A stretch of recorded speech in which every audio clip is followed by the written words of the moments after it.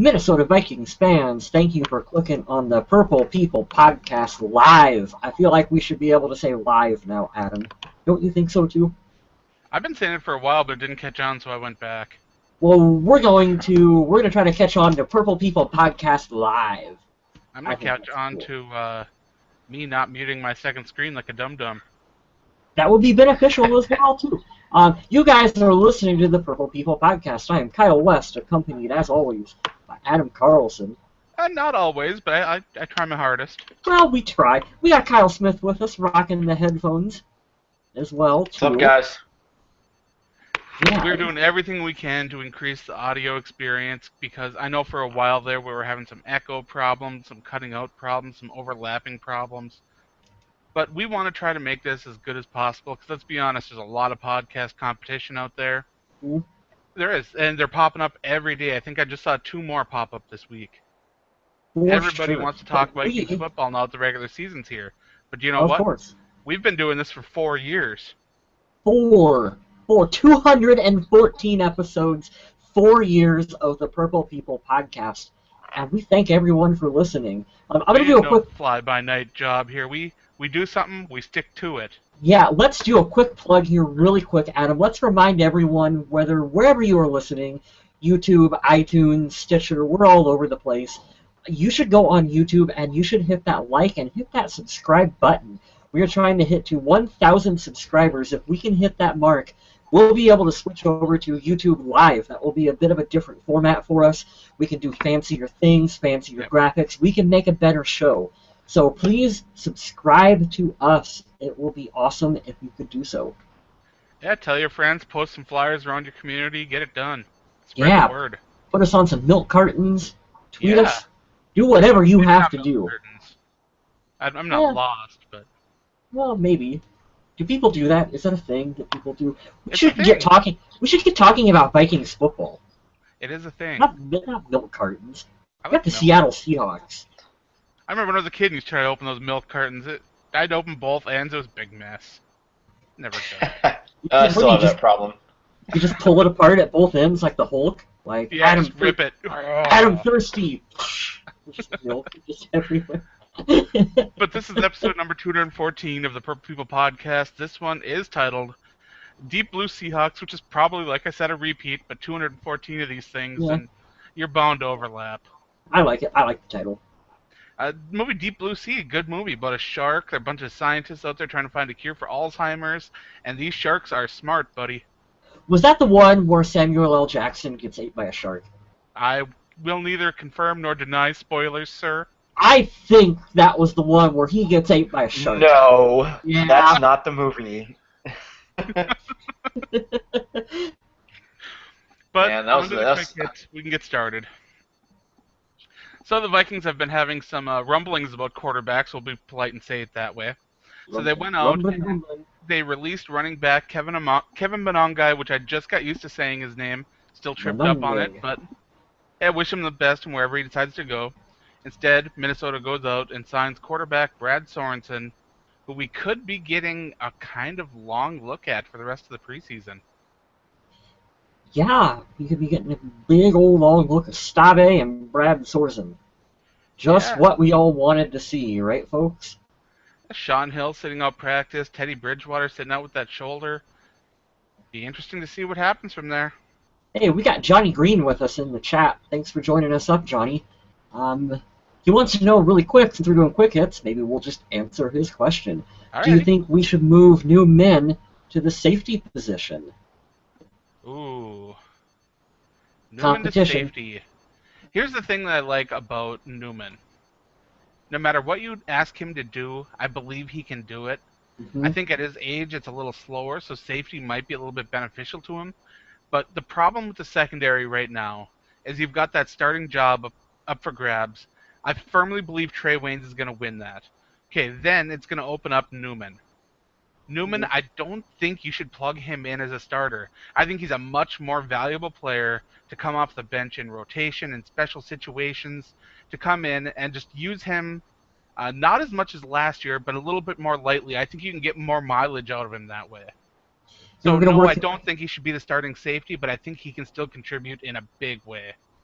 And he could contribute if needed. If injuries arise, you can plug him in and you can play him at that position. Absolutely. I still think his greatest strength right now is going to be playing corner for the Vikings. He's still proven, in my opinion, from what we've seen of him in preseason, that he can go out there, he can be a veteran, he can make plays, he can be good in coverage for the team. So, hey Kyle, yeah, who's joining us right now live? Johnny Green. Johnny Green. I hate to jump in and cut everyone in there. I wanted to make sure I get there too. These guys hit the nail on the head. I don't think that he needs to start at safety. I never thought I'd say this because I rip him so much on the show, but Andrew Sendejo is a pretty good lockdown for this position. Michael Griffin sucks. So Yeah. I think that, yeah, Adam was thinking it. I wanted to say it. Michael Griffin has not been anybody worth talking about. So I think that if somebody needed to step in, if it's not Anthony Harris, I like Anthony Harris a lot. He's a local kid here in Virginia. He showed a lot of promise last year. But if we needed someone to step in as a rotational player opposite Harrison Smith, I think that Terrence could do the job, but I would not want him starting opposite Harrison. That's just my 2 cents. There are plenty of young guys that need to grow and develop along the way. I mean, whether you like Exum or you like Curse or any of the other young guys, there are lots of guys right now just huddled together. They're young, they're growing, they're trying to get everything together. Basically what they're hoping for, the Vikings want to hold down that spot and hope that one of those guys that they either drafted or picked up as an undrafted free agent along the way can step up and take the job. Is Andrew Sendejo an ideal starter? No. You want a little bit more of a rangy player there that can get more interceptions. But I think that he'll do a fine job for this year. He's still going to draw the ire of fans no matter what he does. People don't seem to like Andrew Sendejo at safety. He's a great contributor on special teams, and I get that he's not one of the better safeties in the league. I mean, he's not going to be like top 30 or anything like that, but you know, he'll hold down the spot. He'll do a decent job. I'm not too worried about that. But yeah, Newman, he'll do just fine no matter what the team asks him to do. I agree. We had a couple players that returned to practice, Adam, for this week. We'll keep it short. Eric Kendricks, Jarius Wright, and Brandon Fusco are all back to practice for the Minnesota Vikings. Bodes well to those guys playing come opening kickoff for the Minnesota Vikings in 2016. That's true. Like I wrote over on the Viking Age, those three guys are guys that you don't mind if they miss some preseason action. You don't mind if they miss a couple practices here and there. Those are the guys that you want to be 100% because you know they're going to be playing every Sunday of the regular season. They know their role. They know what's expected of them. Kendricks maybe not as much because he hasn't been around as long, but his athleticism, his study in the film room, he's a guy that I'm not worried about missing a little bit of time. So yeah, these guys coming back, make sure they're 100% before you go and plug them into a preseason game. Good stuff. Speaking of practice, we're talking about practice, guys. Practice. Mike Zimmer ended Sunday's practice 40 minutes early. It was a, quote, flat practice that seen Joel Stave and Brad Sorensen taking over all the reps at QB, and it was just awful, and Zimmer's like, no, go home. just get out. Just go home. I haven't heard many of the details about this practice as to what caused it to be so flat. I don't believe that Zimmer's the kind of guy that would just see a poor effort and say, hey, go home. And if that is the case, I would not want to be there the next day when when Zimmer's ready to hand out. But well, he did mix it up a little bit, and he switched off their days off. I believe he gave them today off. So it's like you have an awful practice. You come back tomorrow, which will be Tuesday, for as of this recording, and expect them to work. I don't know what that was. Expect them to come back and be ready to work. Excellent. Mm-hmm. All right, so we had a concert at US Bank Stadium recently. I heard this rock band or something was there. Yeah, you guys may have heard of them. It's a bunch of old guys, though. I don't know. And I guess the concert was so loud that people in Minneapolis, a mile away from the stadium, could hear the concert from inside their homes. It was the Metallica concert that was playing at US Bank Stadium, and it was supposedly very, very, very loud. This is a great thing because at the Metrodome, TCF Bank Stadium, Vikings fans got very loud. Now that they're in this new facility with this new stadium walls made of this weird material that reacts differently to sound than regular concrete or other materials, this sound is going to be bouncing back and forth, and it's going to be amplified and echoing. And when fans get loud and rowdy, they might not be able to hear anything down on the field. Mm-hmm. We got Eric Spink with us in the chat. He said that he heard that the last straw for Zimmer on Sunday's practice was when the ball was hiked over top of the QB's head, and he had had enough of it and was like, just head on out, go home. Yeah, you don't want to be around when that goes down tomorrow. That's all I'm saying. Yeah, he's going to be riled up. Thanks for joining us in the chat here, Eric. Speaking of the show at U.S. Bank, I just want to throw out there for all you guys that didn't know that I'm the music nerd on this program. That was a pretty badass show, I had to say.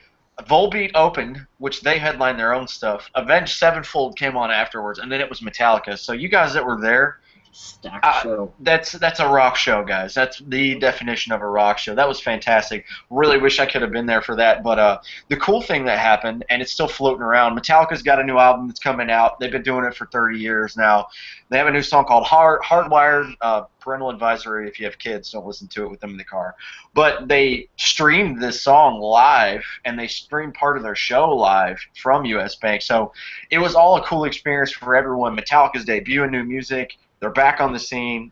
They said lots of thanks, and they gave a lot of props to the venue. So it was really cool to have them tie it in because they're one of the greatest rock bands in history, much less the U.S. or anything like that. So it was really cool to watch that, and it's floating around on Facebook and YouTube as well. If you wanted to see kind of shots from the stadium and all that, just to see how many people can actually fit in there for something other than football.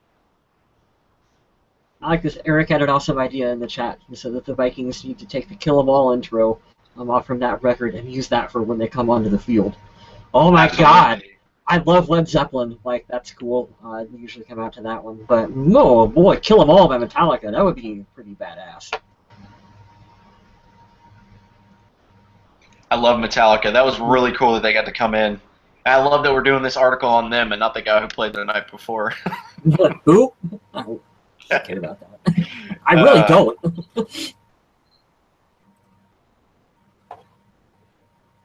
Oh, did we lost? I didn't even realize we lost Adam.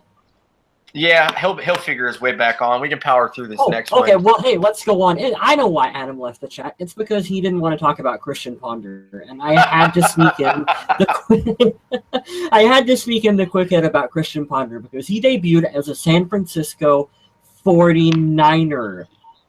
He threw for 86 yards and 1 touchdown, and he scrambled for 21 rushing yards and 1 rushing touchdown in his debut performance. What's your hot take on this, Kyle Smith? Okay, so backstory, no one cares, but I'm going to tell you this anyways. I have the hots for Samantha Ponder, and she is absolutely beautiful, and she loves football and knows what she's talking about. She's pretty much a robot. I follow her on Instagram. Her and Christian Ponder's child, Scout, is beautiful. It's funny. It's goofy and all that stuff. When I saw this for the first time, it was because Samantha said it, hey, I'm so happy that you get to play football again, blah, blah, blah. And all of our jokes aside, it's not that we don't like Ponder as a person. He, in my opinion, if you had to sum him up in one word, is scared. He always played kind of scared. He did have moments where he flashed. His last game that he played for us against the Redskins, he tore his shoulder out of place making a diver effort for a touchdown. But to see him get another chance, I love it. And the stats that he had preseason or whatever, I don't care. You know, everybody's blowing up Dak Prescott right now for the Cowboys. Everyone got on the Teddy train when we played Cincinnati, you know. Preseason can show what you're made of. The fact that he scored on the ground and in the air and he just signed with the team like last week, I think it says a lot. I think that he's still got something left in the tank. I don't believe in my heart of hearts that he's a starting quarterback. I don't think he's a caliber just yet. If he could build his confidence up and maybe actually beat someone out for the position, sure. But to come off the street, be in shape enough, and just to have football smarts and knowledge enough to have those kind of stats. I don't remember who they played, but I'm happy for him, man. I am truly, truly happy for him. The Denver Broncos, who they played. I am, not bad. You know, Christian is a good guy. I've always thought that he could make a long career as a backup in the NFL, and it wasn't necessarily his fault that he was drafted where he was drafted for the Vikings. So it didn't work out. I'm glad to see him on another team, and I hope he has a good long career for them. With that said, I am ecstatic that we have Teddy Bridgewater to suffer through. Christian Ponder led us to Teddy Bridgewater. Well, then, hey, it worked out the way it was supposed to work out. Let's move on from Ponder, because he ain't a Minnesota Viking no more. We don't want to talk about Ponder. Ponder talk. Come on. We got the Vikings and the Seahawks, and we may have Adam Carlson back with us. We're gonna preview this game because for the first time and since I can remember when, we actually beat the Seattle Seahawks. And damn it, it's preseason. I wish it would have been in the playoffs, but man, we went to CenturyLink Field. It was loud. We did not play some starting guys that you want to see, but we still came out with a win. So it was all in all, it was a good day. The final score, I believe, was 18-11. It was a low-scoring game, but hot take for me on the first 2 seconds talking about it. Our defense sacked Russell Wilson 4 times, and that made me so happy, so extremely happy. Welcome back, Adam. Glad we have you back with us in the chat. We were lost without you. Yeah, my computer decided to freeze up on me, and it's still not quite working 100% properly, but I got back in here as soon as I could. It happens to the best of us, sir. We were just kicking off the game review for the Vikings and the Seahawks. You want to do some game ball and donkey, or you want to wait a couple minutes for that? No, we're good. We're good to go.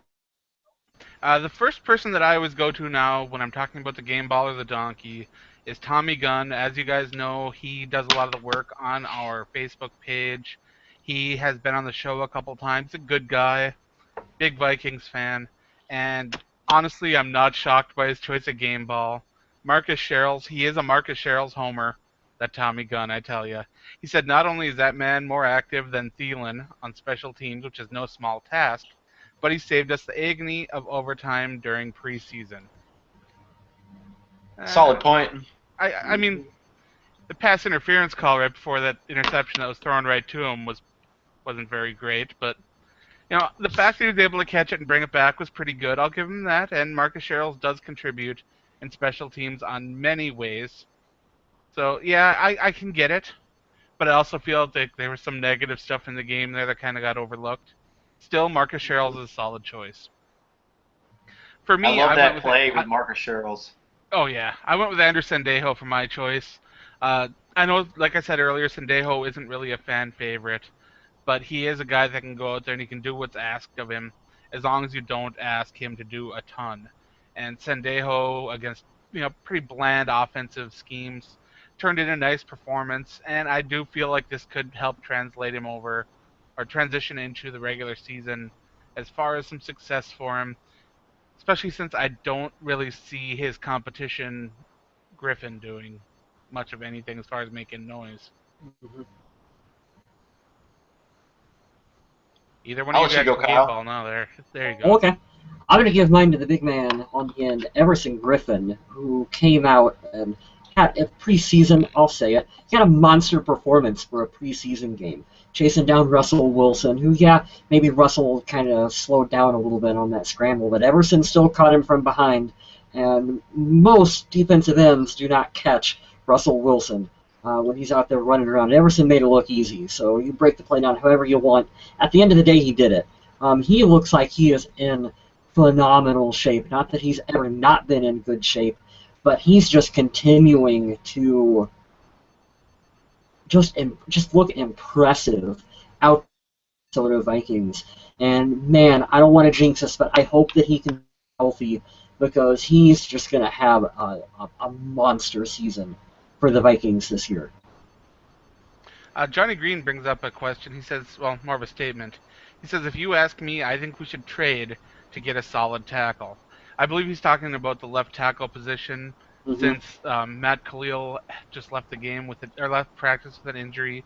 We'll find out more about that a little bit later. But as of now, the Vikings are so far in as far as their draft investment, their financial investment, the amount of times that they've put in. I don't see them trading and sitting Khalil unless he is injured seriously. And as far as the right side, I really wanted Big Phil to come back and play at a high level. I did. But having Smith and Clemmings go head-to-head is probably the best option at this point. But with only one more game as far as the dress rehearsal, then a lot of the guys that are going to be decisions on cuts or practice squad coming up for Game 4, the clock's ticking on those choices. Hmm? We got us a good question from Ruben Garcia here in the chat, which we're going to get to here in just a minute. We'll save that for when we go to talk about running backs. Yep. I'm going to throw my game ball in real quick. I wanted to give a shout out to Adam Thielen this episode. This kid is he's a workaholic. I know that we have a lot of people that aren't playing. Maybe people that can get the ball to him, or other people that are, Teddy's not playing this, which we'll talk about that in a second. But you ask the guy, much like we talked about Terrence Newman earlier, you just ask the guy to go out and work, and that's what he does. And no, he's not the MVP of the team. He's not the MVP of the offense. But he's one of those guys that I like to think of as Mr. Dependable. And he did it again this game. And he's going to get my game ball. And I just want to throw that in really quick before we get lost in the mold. Absolutely. And let's hit our donkeys up, and then we'll run through some of the positions, and we'll get to that question. For my donkey of the week, I went with Joel Stave. To me, it's the same performance he's been putting in last week as well.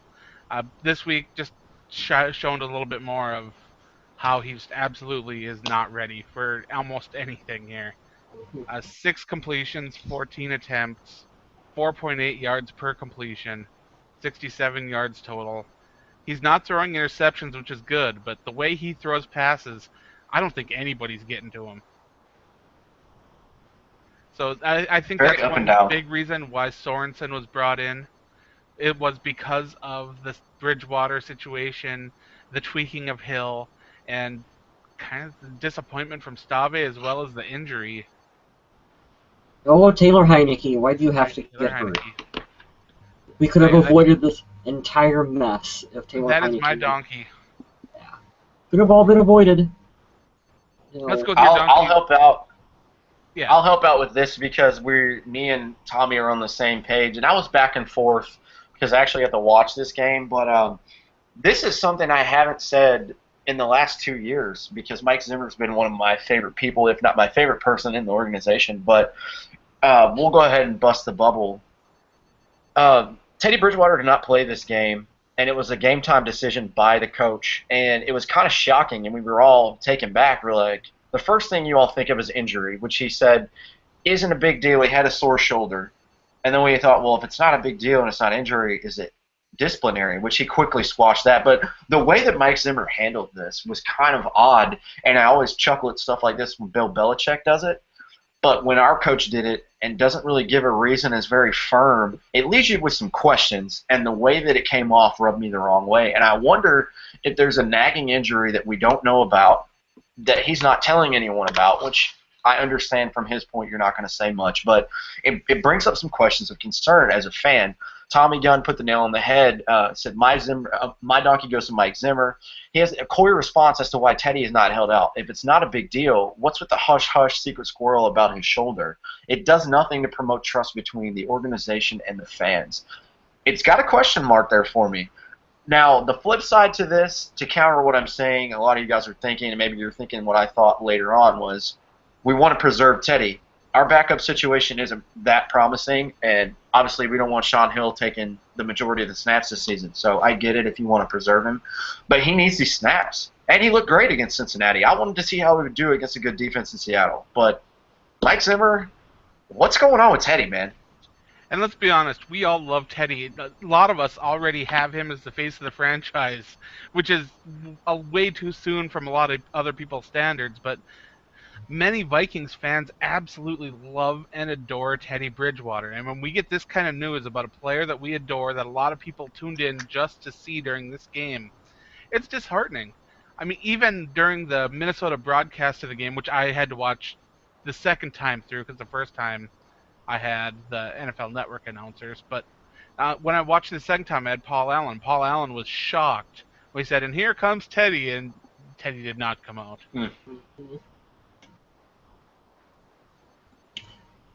Let's see here. Back to my donkey. I'll keep it quick. I went with Antone Exum Jr. because I don't like the play where you get burned in coverage and then try to make up for it by shoving a forearm into another dude's head, helmet or not. Like, that's not smart football, and we try to preach sound, technique, solid, fundamental football here in Minnesota underneath Mike Zimmer. What are you doing out there throwing forearms at people? Come on. You can't let your emotion get the best of you. That's not how we. And he's a very emotional guy. 3 years in the league is enough time that he ought to know better by now. So that's my donkey. You keep up with that crap, Mike Zimmer's going to ship you out. Like, he ain't going to put up with that. Very true, very true. They ought to ship Taylor Heineke out for being such a dumbass. That's a good comment there from Callister Smith. Yeah, I like that. I like that comment as well too. Overall, quarterback play not very impressive. To be honest, it was actually pretty dismal. Mm-hmm.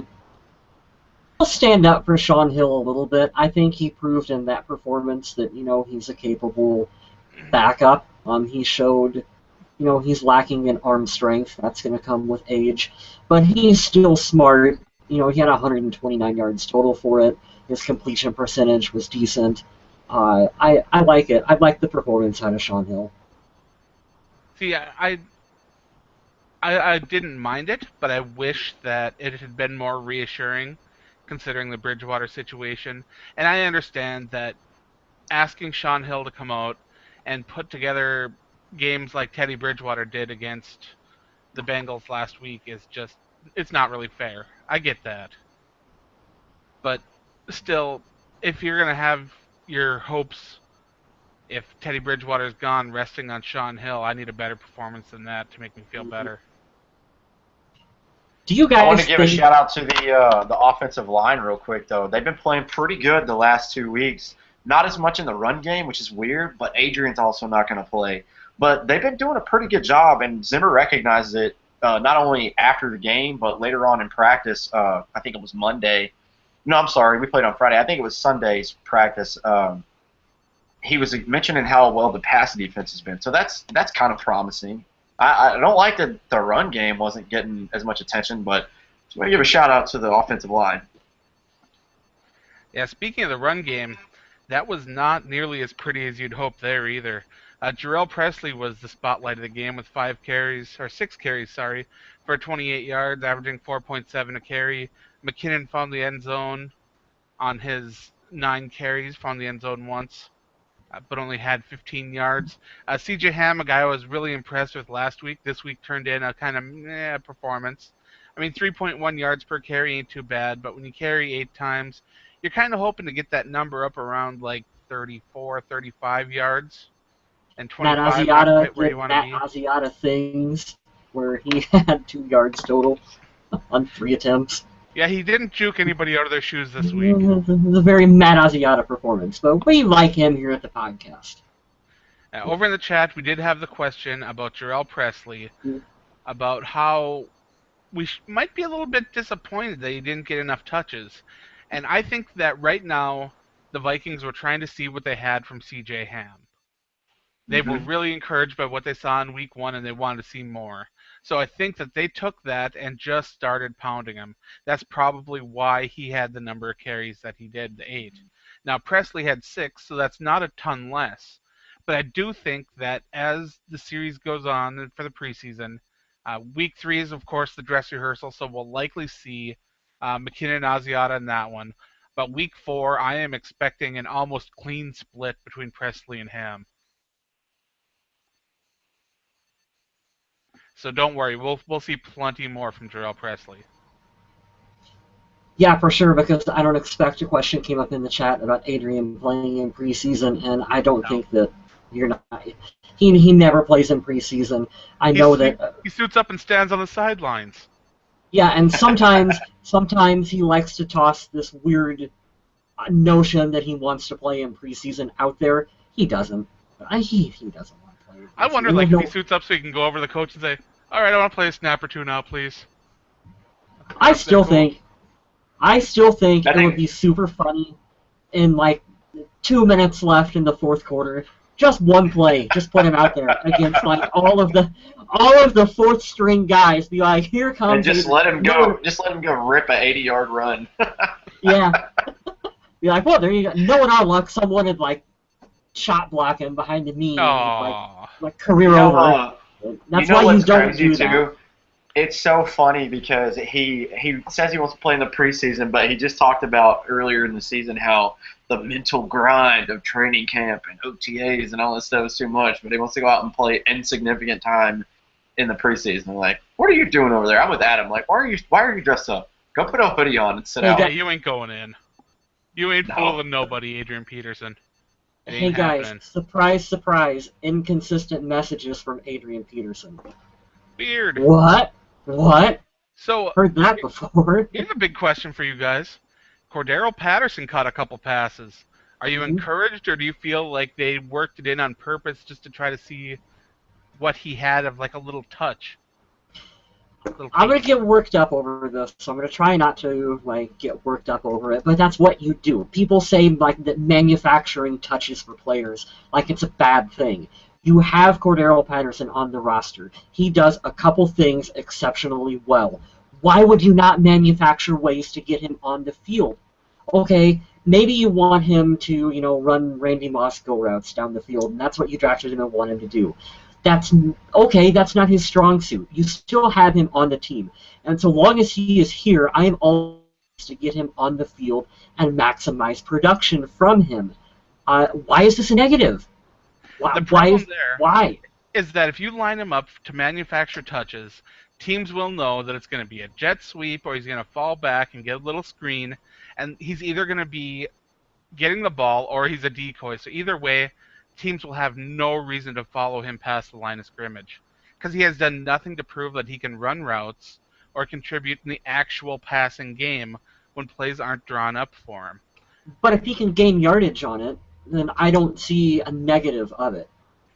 You're taking plays out of the playbook that could be run that are practiced on a regular occasion to draw in special plays for these guys who aren't regular contributors, that aren't out there grinding on all these plays from the playbook. To me, it's kind of insulting if I'm a wide receiver and they're drawing up a little screen for a player that gets 4 snaps a game and they're giving the ball to him 3 times, and I'm out there running my ass every day, making hard cuts, running my hardest, trying to get open, making plays. It's a slap in the face. It really is. What did Laquan do last week against the Seahawks? I mean, I don't want to knock him. It's only a second preseason game. He dropped a couple footballs. I have to combat that though. At least he can run the routes to drop the passes. I've never seen Cordero get space going vertical. I've never seen him go up 20 yards and cut and make a slant and get something in the middle of the field. And I hate to say that because I do see your point, and I do like the fact that they have a creative mind in North Turner that can do this, but I'm going with Adam on this one. The only thing that makes me go that way is the defense is going to know. Even if we played the freaking Browns or a team who's got the crappiest defense in the NFL, somebody on that defense, there's at least one star on each defensive side of the ball on every team. They're going to sniff that play out, and it's usually the linebacker, and they're going to tell everyone, look, this is what's going to happen. Yep. And I hate that because you see Patterson coming on the field, and they know exactly what's coming. Yeah, but he's good at it. I hate that. Yeah, but they're turning it into, like, kickoff-type situations that he's exceptionally good at. Like, that's what he excels at. So I think you need to find ways to get him on the field like that. And if it turns into midway through the season where every defense knows that's what you're going to do with him and you're losing yardage out of it, then fine, you stop and you don't do that. If we already know as fans, it's too late, man. I don't know. I don't know. It worked. I think the only thing that would be exceptional for me personally, it's going to take away from him being a wide receiver. You're going to have to line him up beside of, in front of, or behind of Adrian Peterson a lot. And you can use him as a halfback. Let's go one step further here. Did you guys see his attempts at run blocking? Atrocious. No, I didn't. Atrocious. Humorous, actually. Well, then cut it. Which is crazy for his side. No, he needs to work hard. He needs to contribute in the passing game. He needs to run routes. He needs to prove he can do that. This is a guy that has all the talent in the world. Physically, just can get it all done. Yes, He athletically grinds. speaking, yes. He's got this amazing cardio. He can run for days. But he needs to hone his craft. He's got all these fantastic talents. But until he wants to put all that together, I don't see him succeeding. And as far as cutting him goes, I'm not sure if that's the right option yet either, because they want him to take that next step. But every opportunity he gets, so far he hasn't proven that he can do it. Well, I can tell you, unless he has a breakout, sure. Oh, go ahead, man. Yeah. No, I was just going to say that unless he has a breakout season for the Minnesota Vikings, he's not going to sign back with the team. Even if they want him back because hey, special teams and kickoffs and whatnot, he ain't going to sign with us. No. Yeah. And I want to segue this for Tommy, because Tommy has a great point that I want to point out, and I want to I don't want to combat with it, but I want to stretch the limitations on this and kind of debate. Tommy Gunn has a hot take this week. There's a rumor spreading around that Jarius Wright might be shopped around as a trade. He says that he can't disagree with the logic. I totally disagree with the logic. We're talking about Cordero Patterson. If all you're doing is returning kicks, yes, you are one of the top, I'd say 4 or 5 in the league for that, for sure, without a doubt.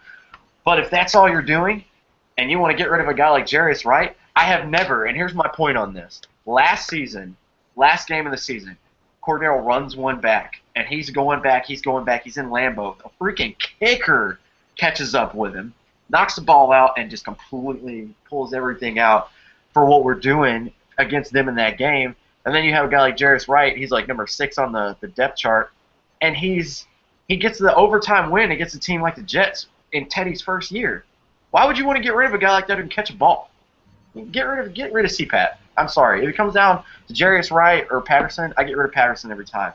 I would try to shop him. Still does have that chance. He still has that opportunity to impress this season. But like Mr. West said, it might be too little, too late for both Patterson to have the faith in the franchise to be able to utilize him well, and it might be too late for the franchise themselves to want to develop the player. So I see Patterson finishing out this year basically as a kick returner, a couple trick plays here and there, and after that, I think the two are going to part ways. Mm-hmm. You know what this inevitable. Is? If you want to write the short children's storybook of this, Cordero Patterson is your teddy bear that you hung on to too long. It's got an eyeball missing. You've been petting it right here too long, and the stuffing's coming out. It's time to cut the cord and let it go. Like Kyle said, unless he just goes out, this is how he'll stay. If he's the number 1 receiver on our team this year, most touchdowns and most yards, most catches, then we'll keep him. But I highly doubt that after this season. Or if he runs back 8 touchdowns this year from the kickoff game. Let me just say he won't be making wide receiver money with the Vikings. He'll be making kick returner money, and that money ain't so good anymore. It's true, man. Jeez, how did we get so fired up on Cordero Patterson? This rocks, man. And I love this part of the show. He's a controversial player. He is. And really everybody wants him to succeed because of his physical ability. The Vikings traded up to get him in the first round. He's got all this talent. It's not even that. He's a first-round pick. Yeah. I'm so pissed that we went for the raw athleticism of him. I mean, you got to look, as for much as home runs as we've hit in the first round in the last 5 years, we've lost some too. Count Ponder in there. Count Patterson in there. Now you're looking at Matt Khalil if he's off the team next year. These are a lot of people we snuffed on in the first round. And it makes you wonder, who could we have taken in there? Like for me, if I could have replaced Cordero Patterson, go to San Diego and look at Keenan Allen. He's a monster. Oh, I want to see him. Same year, he's a monster, and we could have gotten him. But we traded back in to get him. And that's what's so heartbreaking about it, is you wanted them to succeed. It's not like we come on the show and we want to talk and say this stuff. I wish he was the number 1 guy. He's big enough to do it. I thought he was Percy Harvin on steroids. But it is what it is at this point. It absolutely is. Defensively, let's move on to the defensive side of the ball. We had some pretty good stuff going on there. Like you said, all the sacks. Jabari Price with 6 tackles. We had Mackenzie Alexander making quite a few plays. I thought after a bad game in the opener, Jabari Price actually came back and had a decent second outing, which he desperately needed. Absolutely did. Let's be honest, too, the cornerback grouping, the Vikings went out and they have spent a lot of time, money, and effort getting a group of cornerbacks together that can succeed.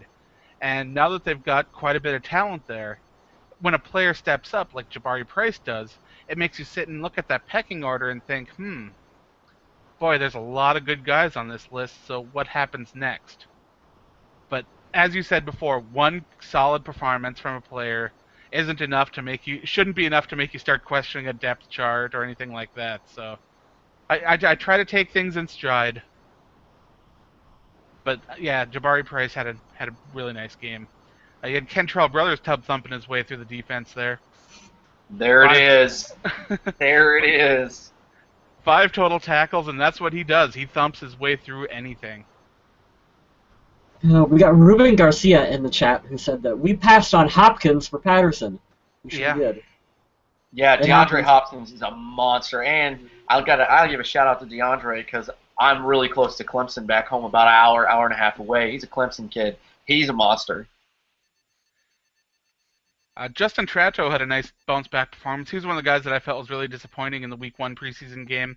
Came back, had a solid performance, got a sack and a half in this contest. And if you ever want to check it out on the Viking Age, I posted up a video of all 4 sacks the Vikings had on Russell Wilson during the game. And it's interesting to watch how they all come together, the different ways they were done. And this defensive pressure is going to be key because now the Vikings have this established front four. They've got these linebackers they've filled in. And I was speaking earlier about all the talent they've accumulated at cornerback. You've always got Harrison Smith back there as well. This defense is coming together, and if teams aren't taking notice from what the team did last year and the pieces they've put in place, they definitely should be now. Anthony Barr is such a good player, and he's just got so much more potential to grow and to be so great. He's just going to be so much fun to watch for this team for a long time. Just anytime Anthony Barr is on the field, you're just waiting for a big play to happen from him. I don't know if you guys read Scout.com, but I was looking at the kick returns, and there are some rumblings that Cordero Patterson might be taking over the punt returns, which I haven't heard anything about other than seeing the article. Mm-hmm. And since Scout is a subscription service, I didn't bother clicking on it. Because let's be honest, I'm not going to pay for a Minnesota Vikings news subscription site. Nah. I'm kind of you can get it from us for free instead at facebook.com/Purple People Podcast. But I do like the idea of competition in every phase of the game. And even Troy Stoudermeyer getting some returns was nice to see. Like I wrote in my review article, if you squint real hard, Troy Stoudermeyer kind of looks like Cordero Patterson, so you never know. Mm-hmm. You never know. Next week's social media question, we are wondering if you guys think Teddy Bridgewater should sit out the rest of the preseason because of his shoulder, or if the Vikings should try to squeeze him in for a couple series with the starters. And I'm assuming this just means Week 3 since starters don't really play Week 4, unless you think that Bridgewater might benefit from some play during Week 4 as well. I don't know. Yeah, with him sitting out Week 2, you never know what Mike Zimmer has in store. Maybe Week 4 he will flip the script and just starters will play. It's true. And we also have a hot take from Tommy Gunn. Really hot. Really hot. He says that he's had his ear to the grindstone and he's hearing that rumors are swirling about Jarius Wright being shopped around. Now, I have not yet heard these rumors. So this is something new to me. I have not heard these rumors, and I would not like to hear these rumors anymore. Mm-hmm. This is what I tried to intertwine earlier talking about Cordero Patterson. I love Jarius Wright. He is what he is for you. He's not a big guy. He's not our number one receiver, but he's got good hands, and he knows how to get open. He's going to get you 20, 30 yards a game if you need it. I like him. Well, I don't like the fact that they're shopping around. He's a starter. Oh, 110%. Absolutely. He also just signed a contract extension with the Vikings. He ain't going anywhere. He's got a long-term deal, so teams can pick him up and not have to worry about a deal running out on him. He ain't going anywhere. He's our veteran wide receiver on this group now. He ain't trading Jay Wright. Which is I crazy don't see because it happening. I would be surprised. I'd be surprised. It's crazy to think he's the veteran too, because it seems like yesterday when we picked him up, him and Greg. Remember back when they both came over. Greg Childs. Oh, it doesn't seem like that long ago. And that's the way it goes when you're a Vikings fan. You look back and you remember all these things, and they don't seem like that long ago, yet they're forever. Especially for us, we've been doing this for 4 years now, like we said at the top of the show. Yeah. I remember talking about these topics like they just happened, and then, oh yeah, that's right, that was forever in a handbasket ago that actually happened. Let's see, we've got, I wanted to invite you guys to come and play on the podcast Survival League. I know I advertise it every week, and I keep trying to put up the advertisements on Facebook. Head on over, yahoo.com, Survival Football League 241. The password is SKOL in all capital letters, SKOL. Come join in. We're going to have an awesome prize package. I've already started getting some of the pieces together, and I've got more on the way, and it's going to be a lot of fun. Okay. I don't know if we have a bold statement from Kyle Smith this week. I was going to get one, but I like Tommy Gunn's hot take. I'm gonna save mine because it's kind of gonna tie in for the social media question next week. I think that the Teddy Bridgewater situation is good enough to talk about. So we'll see if he plays for the home opener, quote unquote, for preseason against the Chargers. Yeah, what I understand is that he is likely going to sit out the next game, but we'll see. I'm betting it's going to be another game time decision, and I know it's going to sound weird, but I know his shoulder is sore, but the kid in me is just sitting there saying, I want to see Teddy. Where's my Teddy? I've got to keep my comments out. I don't want to ruin this segment next week. It's going to be good. And I want to remind you guys that we are still available on iTunes, YouTube, Podomatic, Google Podcasts, Spreaker, and we are currently working on trying to get up on SoundCloud as well as iHeartRadio. Hopefully we'll have more news on that in the future, but getting the podcast up in as many different places as possible is big for success, and I know that even though we've been around 4 years, we aren't one of the more popular podcasts. We aren't one of the ones that get a lot of the attention. We don't have the flashy guests. We are, as we say, we're just guys sitting around talking about football, and we want to reach other guys or girls or people who don't identify themselves as a gender. I don't care what your gender is.